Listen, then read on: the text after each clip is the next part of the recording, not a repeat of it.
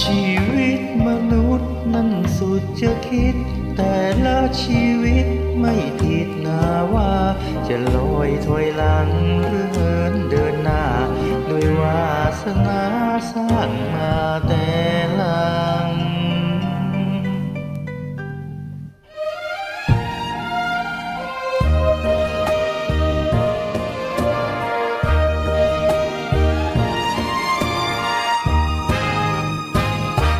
เรือมนุษย์สุดลำบากมากล้น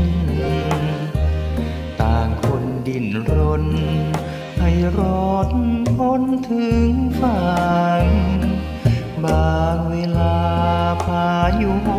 มโถมประดังแทบสิ้น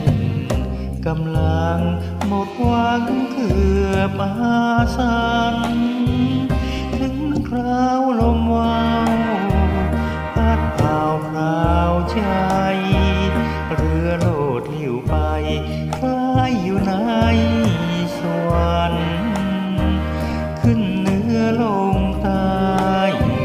ไปได้ดังฝันพอลมหยุดพลันสวรรค์คืออเวจีชาติหนึ่งพึงรู้ใครจะอยู่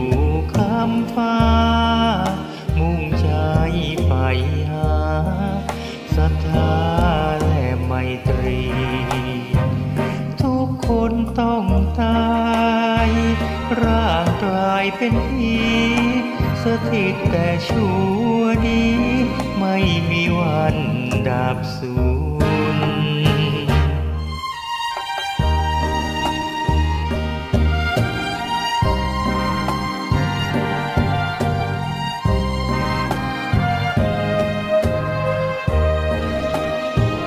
ชาติหนึ่งพึงรู้ใคร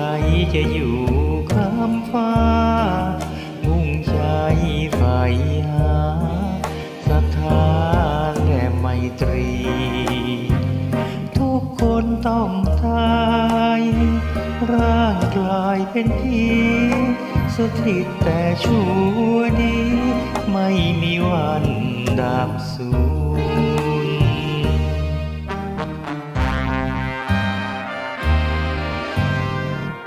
ชีวิตมนุษย์นั้นสุดจะคิดแต่ละชีวิตไม่ผิดนาว่าจะลอยถอยหลังหรือเหินเดินหน้าด้วยวาสนาสร้างมาแต่